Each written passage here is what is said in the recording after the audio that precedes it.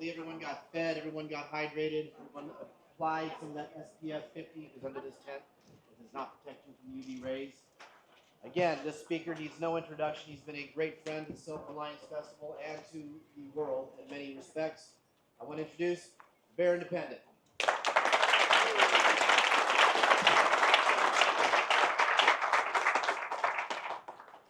Hi, everybody. Can you hear me? Yeah. The InSync headset's working? Cool. I will not dance, so apologies. I don't believe in coincidence. I think many of you all know that. For some strange reason, Self Reliance Festival has been an integral part of 3 different grindstone deployments that we've done. I don't know why. Just the father thinks we're supposed to come to Camden so then we can leave Camden and then go help other people in need. I think that's really cool. In fact, the last time I was supposed to speak, I was like, thanks, bye, I gotta go. I didn't actually speak because Rolling Fork, Mississippi got smashed by a tornado. So when I leave here, I love every one of you, but I'm walking off the stage, getting in that truck and headed to Eastern Tennessee, Western North Carolina.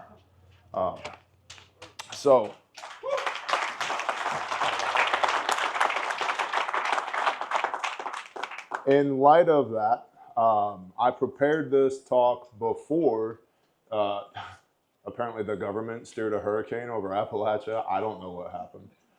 But there's even some synchronicity there. So this talk was titled, Surviving the Communist Onslaught in the Countryside.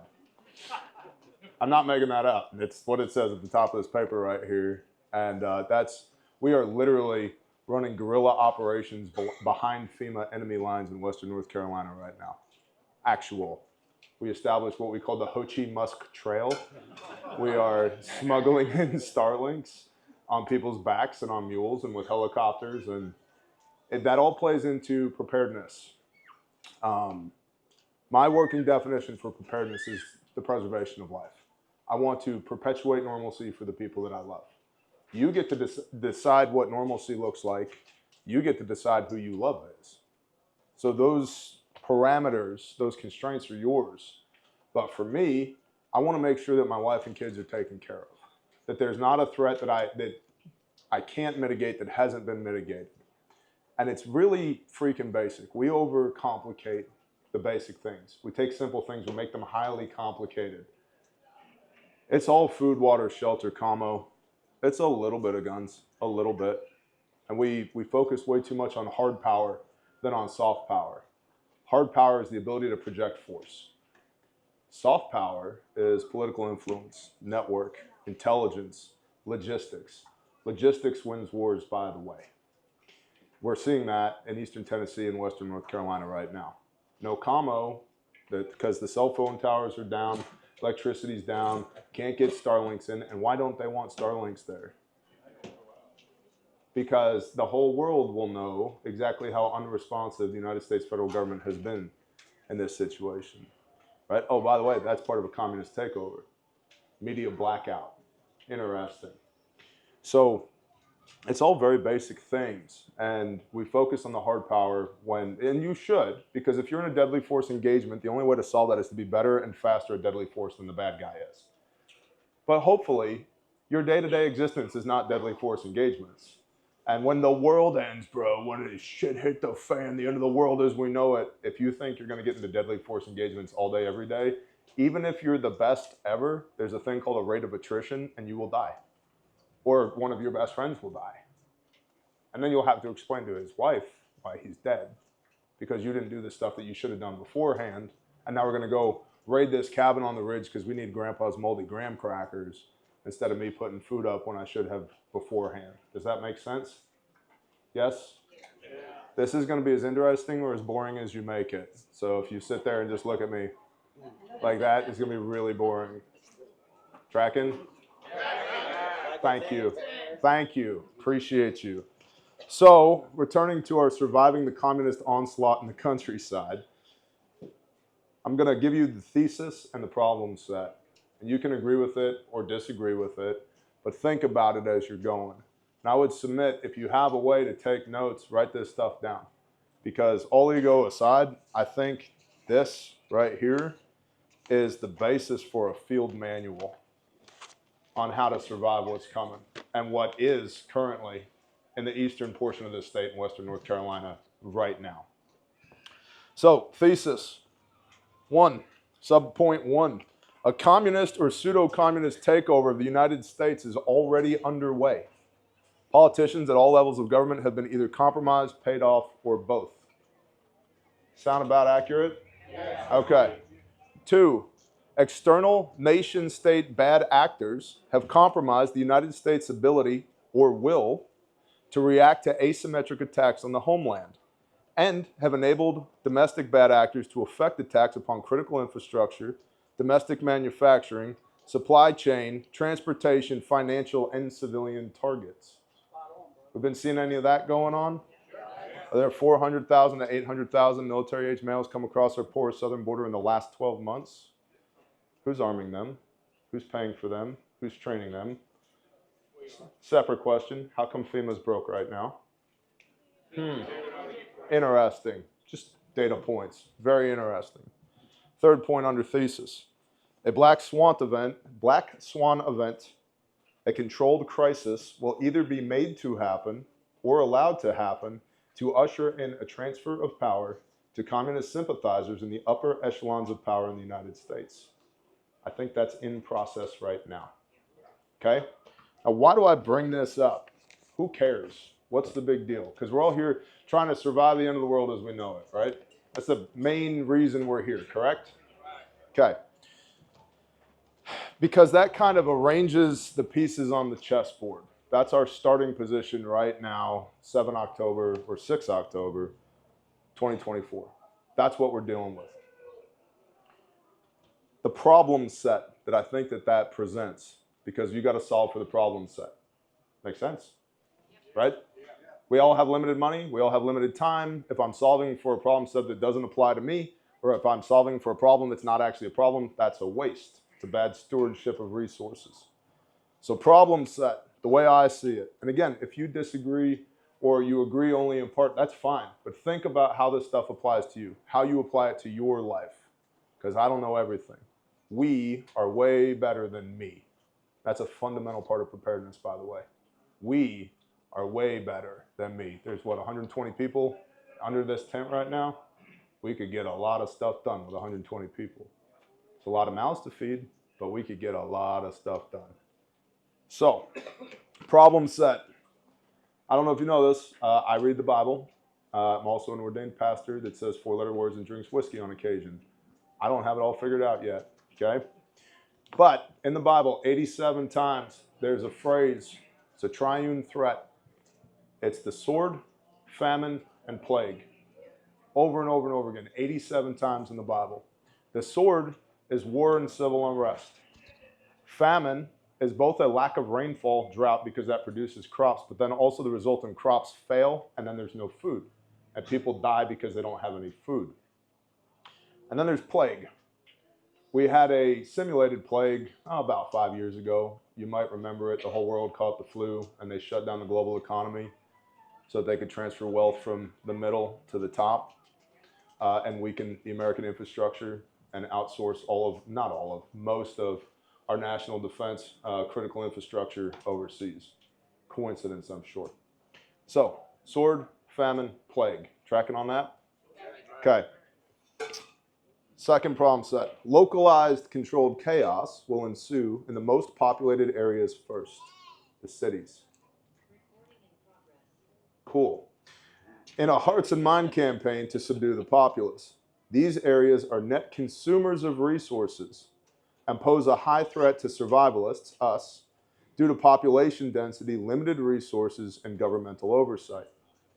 Now, you've seen Chaz Chop during COVID. You've seen these revolutions, mini revolutions that have happened because some guy failed to comply with a law enforcement order and got shot, or a bad cop did something he wasn't supposed to do. We've had these riots and these rallies, right?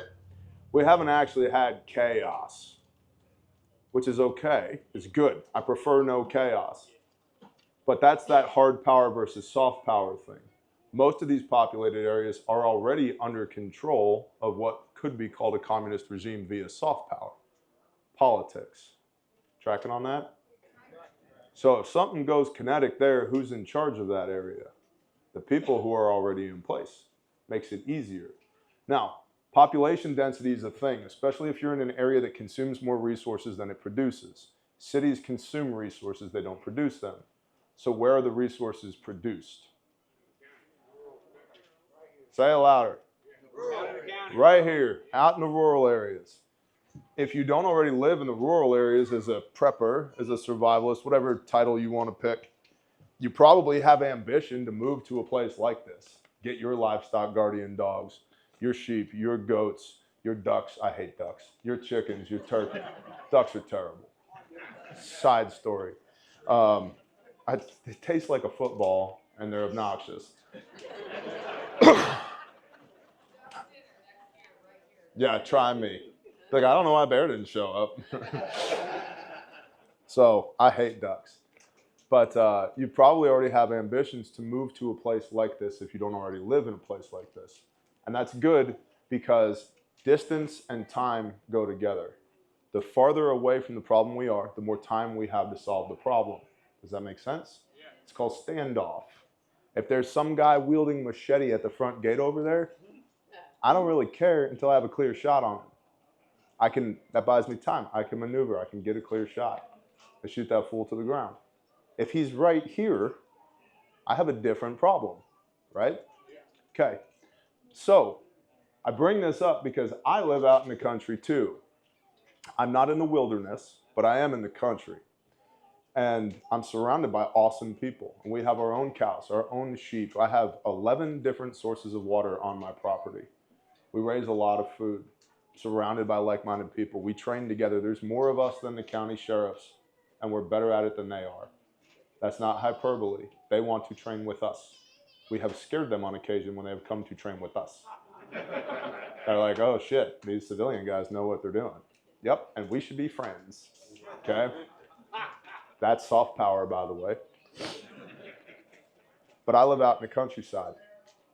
But the resources are where the resources are produced in the countryside. And they have to get moved to the high population density areas where they're consumed. Which means while we have standoff, let me break everybody's heart here, you may not be able to stay here forever. Does that make sense?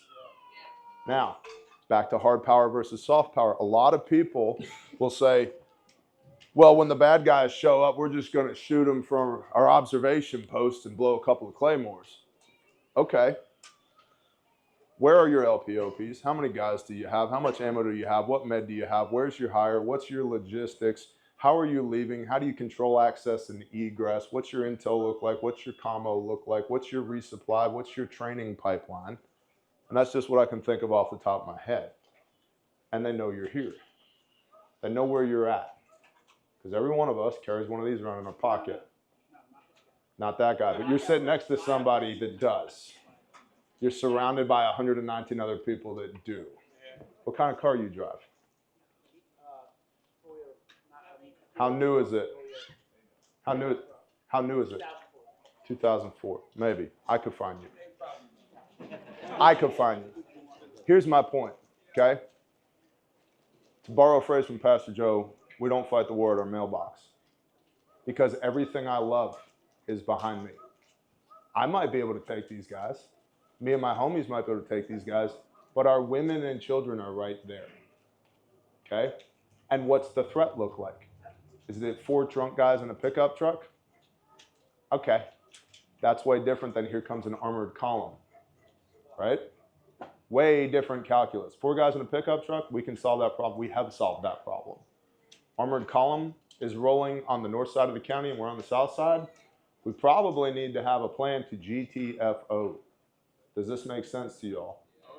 Regardless of how much I love it right here, my 11 water sources, my cows and my sheep and my chickens and my turkeys and all my friends and all the fence that I've had to build and all the trees I've cut down and the house that we just built and the barn that we're going to demo and replace, all that. That goes out the window because preparedness in its most basic form is preservation of life. I can stay here and die with my cool new house that I just built, or I can get out of here with the family that lives inside of that house. I'm picking my wife and kids 10 out of 10 times. picking my brothers 10 out of 10 times. The reason I bring that up is being in the countryside does not necessarily equate to long-term survivability under a communist regime, because they can and will historically seize the means of production. Tracking? So let's take this one step further. If I'm going to leave, where am I leaving to? Hey Bob, what are you doing later? Mind if I bug out to your house? Thanks, bro. Get yourself a Bob, and then 4 Bobs, and then 24 Bobs, then 104 Bobs. Now, you have to have context and dwell time with these people. You have to vet them to make sure they are who they say they are. They have the capabilities that they say they are. And that all begins with networking, which is what you guys are here doing in large part. I heard of an exercise yesterday, I think, where people were breaking, geographically, this group go over here, this group go over there. That's wonderful. You should be doing that. And to that point, most people call it mutual assistance groups, right? MAGs, you ever heard that term? Or our SHTF team, whatever. You guys don't all have to love each other. You don't all have to be each other's favorite person all the time. But you do need to respect each other. You do need to have ground rules on what it means to be part of this group. And everybody has to agree with it. And you don't show, I'm trying to police my language because there's women and children here. And I'm not very good at it. We'll just say they don't need to know everything on the first date. How's that for an answer? Does that make sense? Compartmentalization, circles within circles within circles within circles. You can't portray information you don't know. I'm not talking about you got somebody strapped to a chair with a car battery hooked up to him trying to get him to talk. People give away intel constantly, just talking in conversations. Oh yeah, Bob lives over here at 123 Jones Lane. Yeah, bro, don't tell them where I live. Right? Happens all the time. So if they don't know that information, they can't give it away. How closely do you hold that information? Depends on what it is. My wife doesn't know some of our plans. My wife doesn't know most of our plans because she can't tell anybody, and she has me. She does know the plans that she should enact if I fail to come home. Make sense? Because we can't stay here.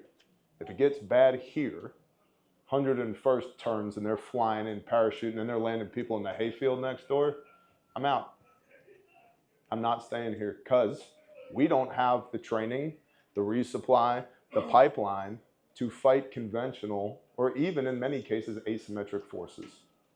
Who here wants to actually go fight the government with guns right now?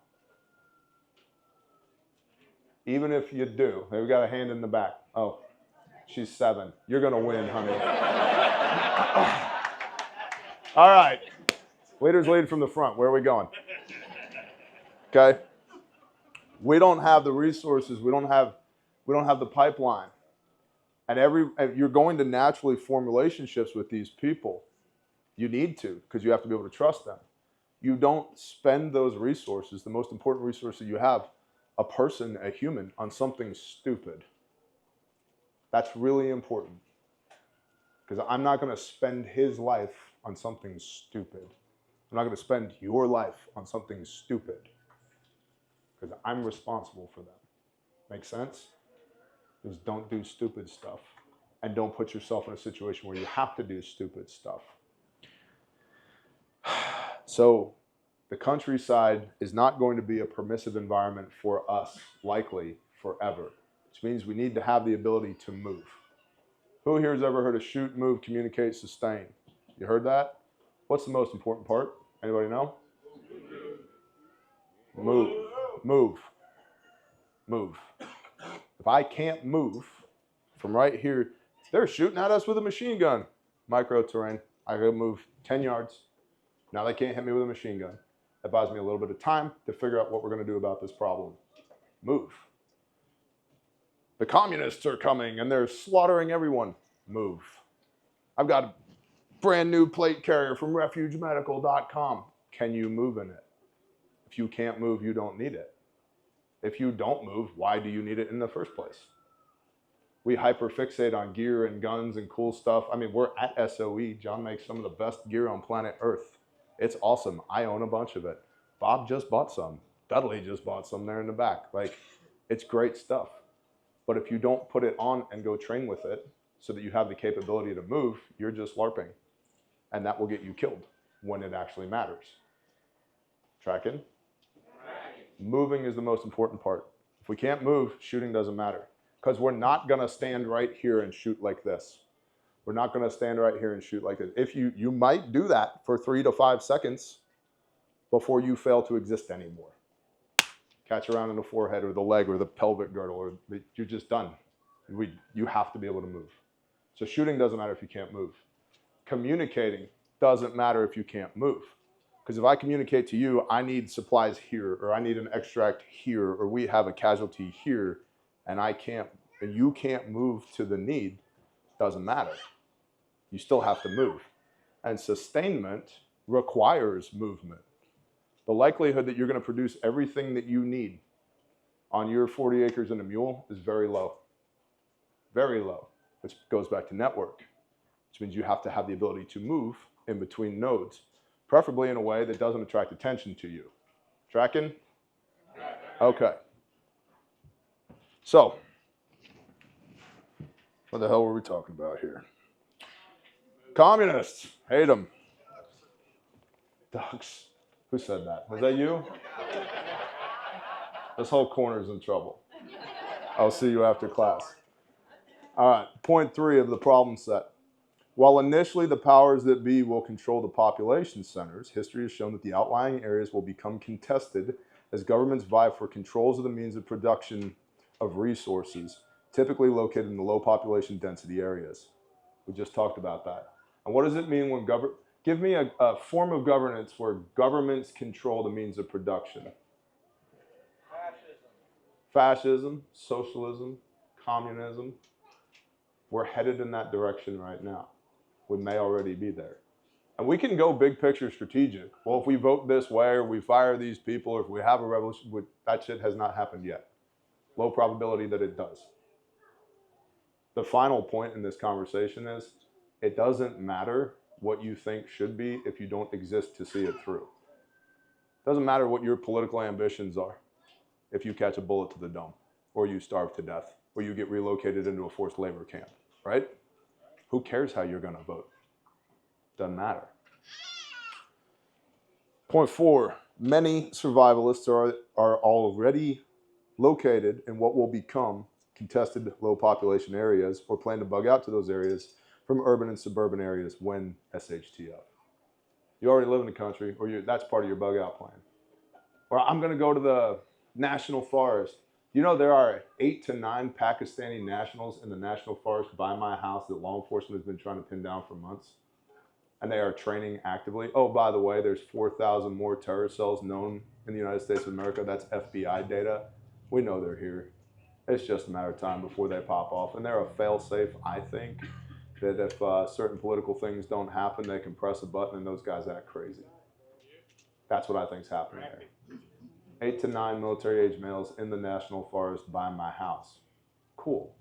I don't want to fight them. I definitely don't want to fight them at my house. But if we can get eyes on them, it's good to have friends. Okay? So I'm going to bug out to the wilderness. People are already in the wilderness. And if they've been there longer than you, they're better at it than you are. Who do you think is going to win? Probably them. This goes back to soft skills, rapport building. I don't want to have a fight with you. I just want to peacefully coexist. Comma, if you want to have a fight with me, we're going to end this as quickly as possible. Point 5, the government controls and/or monitors all means and methods of communication and most means and methods of commerce. Do you agree with that? Okay. A couple of years ago, I got a guy showed up at our office at Refuge, and he wanted to talk to me, and nobody at my office knew who he was. So 2 guys went out the front door, 2 guys went out the side door and L-shaped him in the parking lot. He was like, oh, you guys are pretty good at this. We're like, yeah. He's like, where's Bear? Who are you? And I won't give you his name, but he's like, I'm XYZ with Naval Special Warfare. Like, okay. He's like, we're doing some training. We want to know if you guys wanted to come out and play. Sure. So I was like, send him to my office. I think I got a call from Bob. He was like, the SEALs are here and they want to play. Like, checks out. Yeah, send him to my office. And so we had a conversation, exchanged bona fides, did a little bit of vetting, and then we started playing with the SEALs, doing op 4 for them, opposition forces. during their land warfare phase. And it's a blast. It's a ton of fun. It's like airsoft, but with real guns, and you're fighting SEALs. You'll learn a lot about it. Like, move. If you can't move, they will move on you. Yeah. While we were fighting the SEALs, we were in a mountain town, urban combat. And it was the first time as we were setting up, see this dude, he's just a real quiet, diminutive dude. He's just standing there in like real clean kit, clean helmet, everything about him was clean. Didn't have a rifle. He had a 3-mag shingle across the front of his carrier. Each one had a different radio in it. And he looked like a porcupine just covered with antennas. I'm like, well, that's interesting. And all he did was just tweak knobs. And we're in this mountain town, and the SEALs are maneuvering in. The scenario was it was after dark, and there was some missiles in one of these buildings. They had to come in there, blow the cache of missiles, and then get out of town. And so I was on a parapet, on the roof of a building behind a parapet wall, kind of catty corner to where the cache of missiles was at. And then we can see, we're talking to each other on the radios, our element was. And we could see them moving in through nods and thermal. They had about 40 guys, the SEALs did. And they peeled 4 guys off. They left the other 36 guys in the woods. Peeled 4 guys off, and they patrolled in a couple hundred yards into the city. And as they're stacking up on the corner of this building across the street, about to come around, I can see them, man. Gun is off, safe, and I'm just like, just move. I'm gonna waste these 4 guys scenario over, right? And I hear on my radio, not one of my guys, the nerd with the radios, yeah, Air Force JTAC controller. He goes, Bear, you're down. I'm like, Bear is not down. He goes, you're down, drone warfare, you're down. What? Okay. Well, unbeknownst to me, amen. They do this stuff. This is what they do. They have aerial assets everywhere. And so if any of those assets ever come into play against us, if you are doing anything that emanates a signal, radio, cell phone, your new truck that's got all the bells and whistles in it, whatever it might be. I know you don't have a new truck. I'm just picking on you because you're right here. It's easily targetable, is my point, on a 4-dimensional battle space. Easily targetable. And we're learning from Ukraine, drone warfare, it's very simple. Very simple. A couple $100 for a drone, quick release, a grenade, you're down. You don't want that. I don't want that. And I bring that up because they control all means of communication other than face-to-face right now, and they are trying to monitor face-to-face because they don't want people coordinating. Because the more coordinated you are, the harder it is for them to oppress you and get you to agree to whatever their shenanigans are. Does that make sense? I have seen it firsthand. We employ similar techniques with Caleb House, which is our counter-trafficking ministry. If you are emanating anything off of your person or your home, I can find you. And I'm just a random civilian from Eastern Oklahoma. They have way more stuff than we have. So bear that in mind if you ever find yourself operating against somebody that you think might even kind of have those capabilities.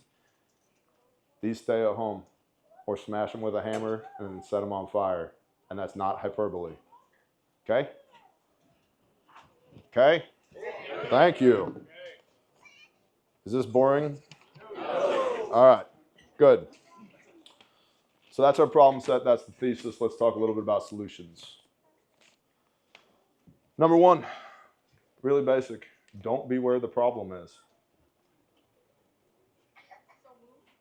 Move. Don't be where, or just don't be there. Oh my gosh, they just nuked Oklahoma City.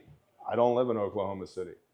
Now that sucks for OKC, but it doesn't directly affect me. I get the question all the time, Bear, what are we going to do when they enact martial law? How? How? Have you seen the size of this country? If, I did the math on this one time, if you took every uniformed service member and every uniformed law enforcement member in the United States, and you put them just on the transmission lines, high tension power lines in this country, the population density works out to 1.1 people per linear mile of power line. They want you to think that they can. They can't actually. We're seeing this right now in Western North Carolina where FEMA is telling people you can't make donations, and then the FEMA inspector is getting the crap beat out of them by the local populace. Good. Right? But what happened? Well, they'll put us in jail. I'll come get you. They're like, okay. They got to be able to get the bracelets on you to put you in jail. That's a whole thing. So don't be where the problem is. Strategically relocate now. Repeat, strategically relocate now. And or have a minimum real rehearsed plan to bug out early. Rehearsed. We know that this stuff goes in this vehicle. We have a load plan. These people in this vehicle with this kit. These people in this vehicle with this kit.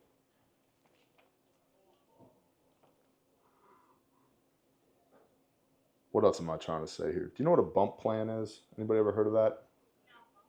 One of your vehicles goes down, engine blows, or we have a flat tire and we have no way to change it, or whatever, it just dies, alternator stops working.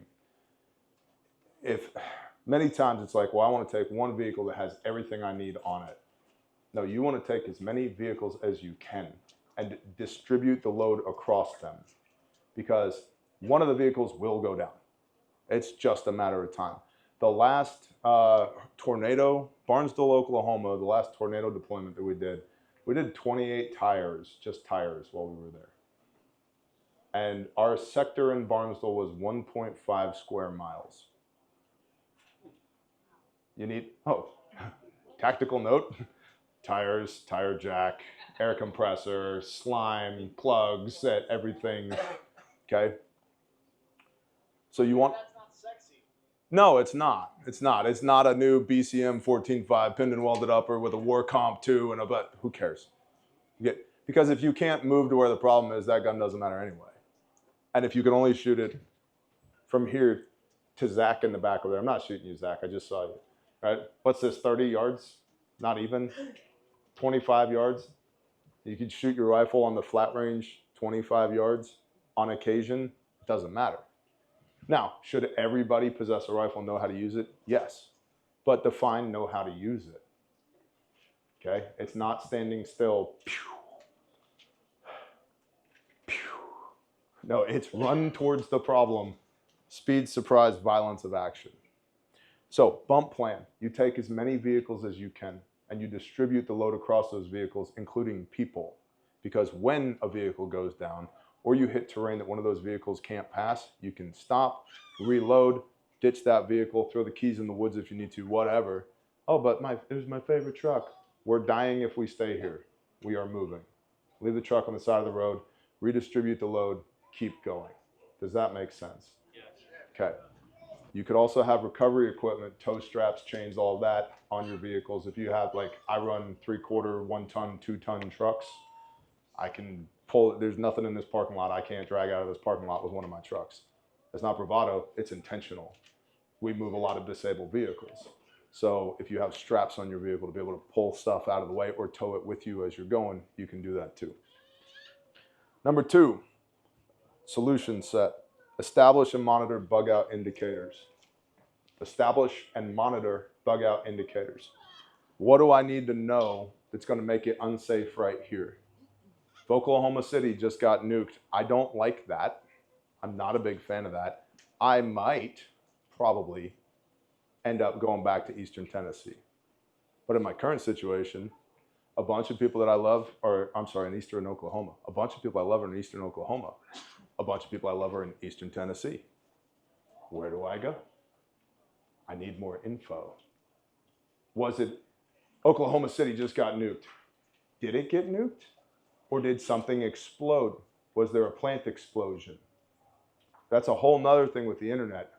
I saw a post on X that some guy shared this reel on Twitter. That is maybe information. It's not intelligence. Intelligence is I can execute on intelligence. It's enough information that I can put a plan together. That's intel. Information is, Billie Jean 123 just said on an Instagram post that Oklahoma City got nuked. Did it? I don't know. I need more information. But you need to know what information you need to determine that right here is unsafe. And a big part of that goes back to network in your area. I have social media. I despise it. I'm on there because, frankly, most of y'all are on there and you send me messages and memes and stuff, and that's kind of cool. But I don't like it. And most of what I see on social media isn't true. But if the sheriff calls me or hits me on the radio and says, I just saw this thing that just went down, you need to be on the lookout, that carries infinitely more weight than something that I saw on Facebook. Does that make sense? So you need to develop those local networks, have your sensors out everywhere looking for things that are going to affect me here, because I'm concerned about the survivability here. I need an intel picture here. Oklahoma City getting nuked or not getting nuked, that's super interesting. And it may change my threat posture, but it's not intelligence because it doesn't tell me what I need to know here. Prevailing wind would be something I'd want to know here. Which direction is the wind blowing? Are there more bombs falling from the sky? I want to know that. Are other targets getting hit? Has Camo gone down?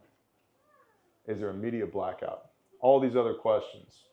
So you need to develop your own list of bug out indicators. I am a very logical person, and so I like an uneven number of indicators. So I always have a majority, right? If you have 7 indicators and 4 of them are checked, we go. When the majority of the boxes are checked, we're going. Step 3 kind of goes into what I was just talking about. Build and maintain a network of like-minded individuals that you can communicate and coordinate with without electric means of communication. You can get to each other face to face and have conversations. Does anybody here know what the word Havala means, or Hawala? You ever heard that word? No? Nobody? So it's a term that comes out of the radical Islamic networks operating in the Middle East and now operating on domestic soil. And originally, it was a system to move money off the radar, duffel bags of cash, from one to the next to the next. I want to get a duffel bag of cash to Alyssa. Like, well, I know that Bob's going to see Alyssa, and I'm going to see Bob, so I'm going to hand Bob a duffel bag, and then Bob, when you see Alyssa, hand this to Alyssa, and then you move it on from there. There's no record of it anywhere. It doesn't exist. It's all face-to-face. It has since become essentially an underground network, an underground railroad to move people, supplies, war material, money, intelligence, whatever it is. And it never rises above the threshold of detection. It's all done face-to-face, word of mouth. You should be building your own network like that. It's all done face-to-face, word of mouth. And when you meet, maybe Sunday mornings or Sunday afternoons, we get together for coffee at Amy's place. I don't know who Amy is. You're not Amy, are you? Are you really Amy? That was a spirit because I was looking at you. Listen, coffee, 3 p.m., Amy's house. We're all going there, okay? And we have our coffee club. And when we get together at our coffee club, our phone stays in the car and we go, well, you probably have a Wi-Fi router too. It's a whole different conversation. Alexa, the television, all that. Coffee in Amy's barn, okay? We have coffee in Amy's barn and we coordinate. We talk. What do you need? What do you need? What do you need? I'm looking for, size 3T kids clothes. Oh, I've got some of those. Okay, what about you? I need round bales. Okay, and you coordinate. And you start building that network now. And you meet, at first regularly, and then irregularly. Because you don't want to establish what's called a pattern of life. Pattern of life is how we find people. Right now, doesn't matter. Right now, I wouldn't be too worried about pattern of life. When things go sideways, pattern of life matters a lot. Anybody here ever do any hunting? Deer hunting? How do you find them? How do you know where they've been? They're creatures of habit, right? Oh, there's a trail through here because they always walk right through here. They love to rub this tree right here. There's a blackberry patch right here, and I have a little bit of a change of elevation right here. The wind generally comes from this direction, so this is a great place for me to be right here. Boom. Venison. Pattern of life. Humans are creatures of habit too. Pattern of life is how we find a lot of bad people. And unfortunately, our government thinks we are bad people. So that's something to be aware of. So you need your own Havala network, okay, that does not rise above the threshold of detection. No devices, face-to-face, coordinate one-on-one. Tracking on that? Okay. With that, point 4, you need to work towards rugged self-reliance. Rugged, durable self-reliance. One of the, I'll finish reading this point. Skills weigh nothing and go with you everywhere. Okay? It's what I call the militant farmer model. You need to be able to work a shovel, make food come up out of the ground, and work a rifle. Shoot, move, communicate, sustain. Put those two things together, we can probably affect sustainment. We can probably continue to exist. Rugged self-reliance matters because one town of the hundreds, the Grindstone, is currently serving in eastern Tennessee and western North Carolina. It's called Little Germany. Little Germany is now on day 9 of the Great American Occupation in Appalachia, and there are 42 souls at Little Germany. They could have gotten out by now because we've been putting helicopters over top of them for days. I don't know how many days. Bob ran away. There he is. 7 days. We've been putting MH-60s over the top of Little Germany. They have chosen not to leave. They've stayed up on their ridge in the woods as a community because if they leave, looters will take all their stuff. So they're staying there. They've been affecting Camo with a single 5-watt handheld Baofeng. Do better. Okay? I'm telling you for a fact, do better. Catching rainwater off of their roofs, eating whatever they can between their livestock and the food that we're bringing in. They've had their only connection to the outside world has been Grindstone via 2-meter band on a handheld ham radio. And one of their guys gave up last night and committed suicide. I hate that.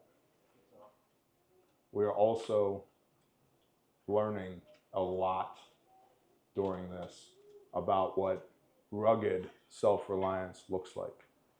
It's not all the cool guy stuff. Little Germany has shot 0 people. I don't know how many weapons and how many rounds of ammunition they have. They've been eating. Their primary concern has been, how do I make water safe to drink? So repeat for y'all, how do I make water safe to drink? Their next concern has been, how do I prepare food? Okay? I need to be able to feed my little ones. I need to be able to feed my kids.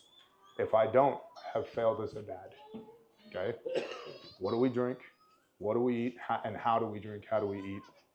And then far distant third has been medical. But they have had medical needs. They've had, wounds to treat. They have, I don't think they have somebody on dialysis, but there's another place they have someone on dialysis. The whole state is running low, critically low on oxygen. Over-the-counter medicines. So like food, water, med. They have shelter. They have the ability to project force. They have Camo. It's terrible. And so they don't have backup generation. Although they probably will by the time I get done having this conversation with y'all. Backup generation is important because it allows them to affect communication, which allows them to coordinate. They have become their own little now 41-person mutual assistance group against their will up on the top of this mountain. And I am tactically trying to meet their every need and strategically learning everything that I can about the situation at the same time so that it can help me and therefore it can help y'all. Does that make sense? So you need rugged self-reliance. It can't be fancy. Fancy stuff breaks. It can't be complicated. Complicated stuff breaks. It has to be durable. It has to be long-lasting, simple, and I would submit to you, portable. I need to be able to move it from here to there so that if I have to take everybody I love and go to Bob's house, I don't show up to Bob's house empty-handed. And if I think there's a strong possibility I'm going to Bob's house, I'm going to pre-position as much stuff as I can at Bob's house. If my primary plan is to leave my house and go to Bob's house, I want like a giant canvas wall tent and rainwater catchment and a wood stove and cords of firewood and Gallagher fence and chargers for my livestock when I get there, and I'm probably going to put some kit at Bob's house and maybe some chainsaws and some shit, everything I can at Bob's house. And food. Thank you, brother. So that when no, I'm eating your sheep. His sheep came out of my flock, so it's whatever. It's whatever. But so that if I have to bug out there, my logistics problem is much simpler now. Move people. Does that make sense? Yes? You're getting this? Okay. This is important. People are dying in the eastern portion of this state in western North Carolina right now because they didn't have this figured out. It's facts. By the way, the official number of dead is 213 killed in this storm. I can tell you for a fact one morgue has 1,200 people in it. One morgue in one county has 1,200 people in it. They will be finding bodies from this storm 100 years from now. It's bad. It's bad, bad. And so we are given the opportunity to learn from what they are going through. So, rugged self-reliance. And then with that, get trained. You don't know what you don't know. And you're not going to rise to your level of expectation. You're going to fall to your level of training 100 out of 100 times. You don't know how to do something till you can do it while moving and not be thinking about it at the same time. You can't shoot until you can run and hit targets at the same time. You don't know tactical medicine until literally your hands are covered with blood, it's in the dark, you can't see, and you are triaging and assessing patients in the dark by feel. You don't know how to produce food on your homestead until you can like really produce food on your homestead. Until you have an abundance, until you're giving it away. You're not there yet. And I know it's hard. I have a job too. I have bills too. I have a wife and kids too. I'm also, again, an ordained pastor. I have a flock of people that I shepherd. I'm the king of I don't have time for that. But you have to prioritize it. If you don't prioritize it, you will possess the equipment that you think will do the job, but you won't possess the skills to be able to use the equipment, and therefore that system will fail. You are the weakest link in your system. Possession does not equate to proficiency. Tracking? So get trained. Point 6, you need to know what your why is. Why am I doing this? Why does this matter? Because that guy who killed himself last night in Little Germany lost his why. You don't want to be that guy. Okay? I know what my why is. I know what my why is. And I cannot look my wife and kids in the face and be like, hey, Dad just didn't feel like it. You're all going to die. I will answer for that at the end of an age. I know what my why is. You need to know what your why is, because that's what gets you through the really hard things. And things are going to get harder, not easier. It's not me prophesying, but I could feel it. Things are going to get harder, not easier. And then last point under the solution set. You need to know what your big red lines are. What you absolutely will not tolerate. What you absolutely will not allow someone to do to you. One of the ones that I have all the time, you may have heard it before, is I am not getting on the bus and I am not going to the breadline.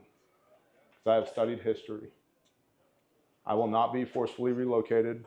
I will move when I want to. You're not making me move. I'm not going inside the gates of that camp. I'm not taking your food. I will be my own breadline righteously to feed everyone I can around me. And I have stacked semi-loads of grain for me, for my people, and for all the people around me. Now that's also soft power. You feed somebody, you fed somebody. What do you need me to do, boss? I have moved sheep. Do that, right? Split firewood, whatever. And I'm not talking about righteous warlord stuff here. I just have a conviction to be able to feed people around me. Camaraderie. Yeah, sharing a meal goes back to morale, which goes back to your why, right? But you need to know what your big red lines are. What will you not tolerate? I would rather die and go meet my maker face to face than allow this to happen. I know what mine are. You need to know what yours are. There are things I simply will not tolerate. You got to know what yours are. because you don't want to be figuring that out in the moment. Tracking? Okay. Conclusion. Low population density areas are not imminently viable, aka areas like this are not imminently viable for long-term survival without a rehearsed and coordinated plan to exit the AO and relocate to uncontested areas.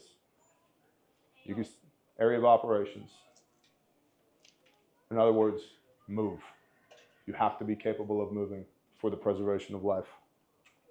Point 2, survivalists, us, require a cohesive network of like-minded individuals to flee or link up with should governmental pressures cause them to relocate. If you cannot stay here anymore, where are you going? You have to know where you're going, and there has to be like-minded people when you get there, or you will become part of the food chain. Tracking?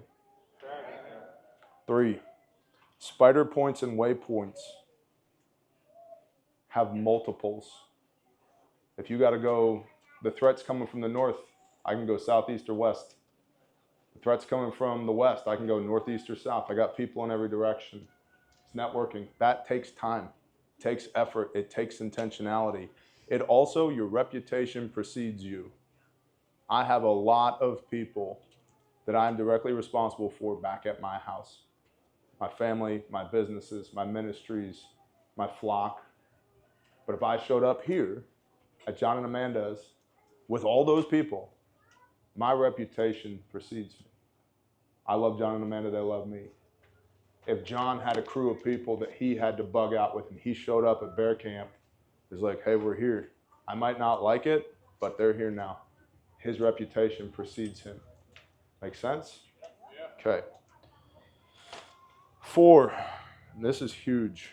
Logistics wins wars. Logistics wins wars. It does not matter how well you can shoot if you can't get to where you need to shoot. Okay? An army marches on its what? Stomach.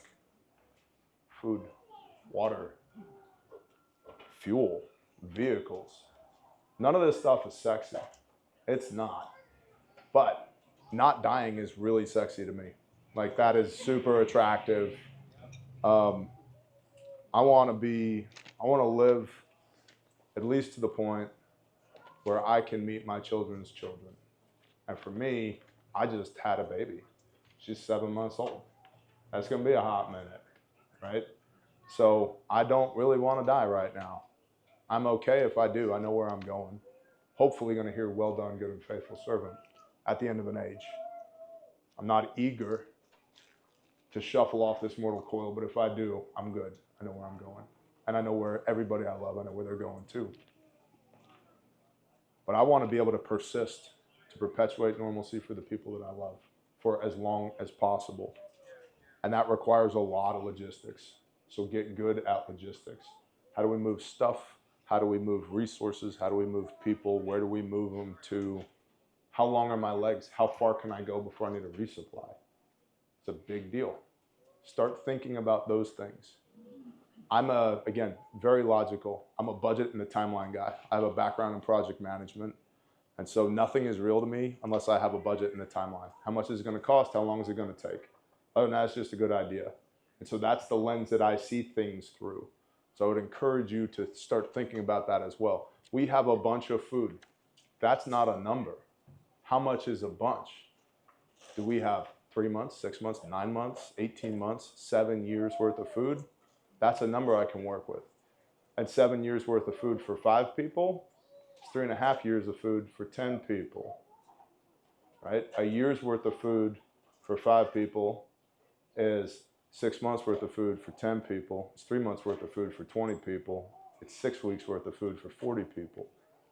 How many people we got? Make sense? Okay. 5, and I see you waiting in the wings. I'll put a bow on this shortly. 5, 2/3 of casualties in warfare are within our span of control. Everybody always thinks about the bad guys. Statistically, 1/3 of casualties in warfare come from the bad guys. Shot, stabbed, blown up, or whatever. The other 2/3, 1/3 is logistics. Should have had ammo and you didn't. You got overrun. Didn't have fuel to move. Couldn't move. Got overrun. It's logistics. There was no food there. There was no water there. Logistics is my problem. I'm responsible for logistics. The other is disease. Nobody wants to talk about disease. But 2/3 of casualties in conflict over the last 5,000 years as it's been studied, 2/3 is my fault. Disease and logistics. It's only 1/3 the enemy. So bleach is not sexy. You should have some bleach. If you have a composting toilet, you need to know how far away it goes from where we prepare food, so that the flies don't land on poo over there and then land on this food, and now we're all puking our guts out and dying. There's way more to this stuff in the prepper sphere than what kind of gas mask should I buy? What kind of loading do you like in your rifle? You like a 77 grain Black Hills? Or you like 55 grain AMAX? I really like the AMAX, unless I'm running the 10.5, then I'll run the 77s. They're good because, lower muzzle velocity. Who cares? Probably can't hit what I'm shooting at anyway. Right? Can I run to where the problem is? 1/3, again, this is important. 1/3 of casualties is the enemy. It's the bad guys. 1/3 is logistics and 1/3 is disease. Control the 2/3 that you can control. And you can mitigate the other 1/3 by not being where the freaking problem is. Make sense? Okay. I'm going to foot stomp this again. We got 2 more points. Thank you for hanging with me. 6th point. Gunfights against the conventional military force are unsustainable. We do not have the pipeline of new recruits, the logistical support, or the training apparatus. We can't replace the people or the equipment that we're going to lose. It's a word called attrition. It happens. So if gunfights against the conventional force are unsustainable, that means what? Don't get into gunfights. Don't get into gunfights with conventional forces. I would submit don't get into gunfights, period. Everybody hypes out on that in the prepper sphere. Probably not here. This is way more homesteady than a lot of preppers are, which is good. I like homestead stuff. I live on one. But, all the YouTube thumbnails of the guy in the gas mask with a rifle behind a city that's been destroyed, it's like, that's stupid. I don't want to be anywhere near that problem. I'm not going to where the bread line is. I'm not getting on the bus. I'm not going to the relocation camp. And if they're coming, the sheriff from 3 counties over will call me and tell me, or hit me on the radio, or send a runner and let me know, because I have a network of people. Make sense? Yes? Last point, and to close, reshaping the status of the United States, or whatever may come after the United States, cannot happen unless you, the constituent, survives whatever comes next. You can't rebuild society if you're dead. Make sense? We can have all the strongest opinions on who should vote for who and what in this law, and that's taxation is theft. No, it's extortion because it's at the end of a gun. All that. If you're dead, it don't matter. And if things go dynamic in the near term or in the long term, you need to not die. And that's what I'm trying to leave you with today. Because there are people dying 5 hours that way. Because they didn't have this figured out. Tracking? What do you got? Well, no sound right now, but I'll have sound in a second. Everybody who just heard that, would you wish to have those notes written down in your hands? Fair? What do you think about adding that to the drawing for the fundraiser for Grindstone and Caleb House? Do you know what we've raised so far for the tour? I do not, and thank you for doing that, by the way. Sure. Spags, where are we at right now? Well, the first goal was 2,000, and we beat that. And the next goal was 3,000, and we beat that. And then this morning I dared you to make it 4,000, and you beat that. We're not done. So far, each of the charities is going to get $2,500. Wow. That is community action. Thank you. That is putting your money where your mouth is, and that is not being a LARPer in the prepper sphere. So, we now have an autographed Bear independent, brief, in paper form, one of a kind. Don't lowball me, I know what I got. Let's make $6,000 in reality, folks. It's not hard to do.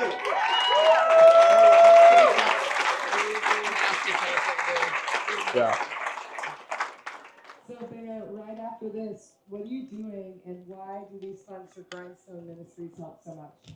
Right after this, I'm literally walking to that truck right there and driving to the FOB in Eastern Tennessee. Why they matter so much, how do you even put it into words? We've been rescuing people for 9 days, nonstop, trying to meet every need that we can. And this government that sucks isn't doing anything about it. This is our 46th deployment with Grindstone Ministries in about 5.5 years. Not our first rodeo, our 46th rodeo. I've hated FEMA's guts since Hurricane Katrina. I was a disaster contractor during Katrina, and I was like, I will never do this again. And the father was like, joke's on you. Yes, you will. Just not with those guys. But this is the first deployment ever where I can legitimately say FEMA is actively working against the recovery effort. I am blessed to have some of the best intel analysts on planet Earth that were trained for decades with your U.S. taxpayer dollars in my Tactical Operations Center right now, who cannot give me a good picture at the strategic level of what is actually happening in North Carolina. We know tactically what's happening. We have data points, but the big picture doesn't make sense. I think there's a federal land grab going on. I know, but, and I've seen all the reports. I mean, we are generating some of the reports that you're seeing. It's my guys on the ground that are producing that. You never want to, in intel, you have to differentiate between what we think and what we know. I don't know. I think there is a federal land grab going on. Can't prove it yet, but I'm working on it. We're also collecting soil samples, geolocated soil samples, date, time, lat, lon, everywhere we can, because at some point they're going to say all this land is good to go. I got that idea from you yesterday. Thank you. It's not. You got it from him, actually. Alan Booker brought that up. Yeah, you guys know that later. You got like 9 seconds here in a minute. Yes. But I'll get him your number. we're literally spinning MH-60 Black Hawks, CH-47, CH-53s to drop supplies into people, pull people out. Search and rescue ended 2 days ago. It's now a recovery operation. Bodies everywhere. Our one FOB location has got more than 5,000 displaced people being serviced out of it. There are a couple hundred small communities between Tennessee and Western North Carolina that are completely cut off. They're going to be out of power for at least 5 months. I think that's really ambitious, probably more like a year, because winter is coming. There's no roads in, there's no supplies going in, no supplies, trash. We're figuring out how to sling load trash on Blackhawks to get it out, because now the bears and the raccoons are overrunning these people in the woods. Right? Like, the problem is the solution. It's huge. So we're just gonna, this is what we've been doing for 9 days. We're probably gonna be out there for, I'd say, at least 90 days, maybe longer, just meeting needs. And we also are coordinating at the state level. Say what you want about TEMA, Tennessee Emergency Management Agency. They don't know what they don't know, and they're smart enough to know what they don't know, and they have allowed Grindstone to at least advise them on a lot of things. There's always outcries against state level government and distribution of resources when something like this happens. I can tell you they're actually doing a damn good job. The perception might be that they're not. This whole they're confiscating resources thing, that's not technically true. They're consolidating resources. The reason they're consolidating resources is if we don't know what we have, we can't move it out to where the need is. And so if there's 300 tons of water over in this warehouse and nobody knows it, I can't move water from over here to over here. So we're getting everything where we can see it so we can itemize it, and as there's a need, then move it out via trucks or helicopters or mules or on people's backs. And in North Carolina, I said earlier, the Ho Chi Musk Trail We started trailblazing yesterday, smuggling in Starlinks into North Carolina inside of FEMA's cordon so that they can communicate, so that they can effect rescue and get whatever resources they need. And it's weird to say, but we are legitimately operating an asymmetric guerrilla war against FEMA on our own soil right now. So that's what you've raised money for, and I thank you for it. So with that being said, Bear. Bless you. Thank you. Thank you. Thanks for coming and saying. 100%. I'm going to give Alan Booker your number. You really should talk to him. I will. Okay, he's a soil analyst. Good that you need to talk to him. I will. Thank So you. go save the world. Hey, everybody else go save the world. Yeah, I'm coming. Bear, pray us out. Pray us out. Actually, I would like all of us to pray for Bear. Let's take a moment and realize that this guy is doing a lot. He's just a dude, and there are a lot of people that don't like him. There's a lot of organizations that don't like him, so we're going to petition our Most High God for protection, provision, and blessing right now. All right? If you don't believe, fucking pretend. We'll get you. Holy Heavenly Father, Yah, we love you. We cherish you for sending us this piece of garbage that we call TJ, and for making him so obedient to you. Thank you for putting your spirit onto him. Thank you for having somebody who's broken show us that even though we are broken, you would use us too. Father, I pray for protection for my brother. Please keep the enemy away from him. Please keep any principality, authority, or governor or worldly wickedness away from him. Please keep him on your path. Not for his own ego, not for his own bravado, but for your righteousness, for your goodness, Elohim. We petition you, Yeshua Messiah, to continue to guide him and those around him. Would you please help us? Continue to lift us up, and we praise you, God, for all that you have already done. You are so amazing for the funds, for the support, for the people, for the helicopters, for the water, for the freaking satellites, for everything you're doing, Lord. We see you. We know that you have not forsaken us. We know that you will not put us to shame. Your word will not return void. And right now, we just ask that you would continue to protect your son and our brother. We love you, Yeshua. It's in your name. Amen. Amen. Thank you, Brother Bob. I'm out. Love you guys. Shalom.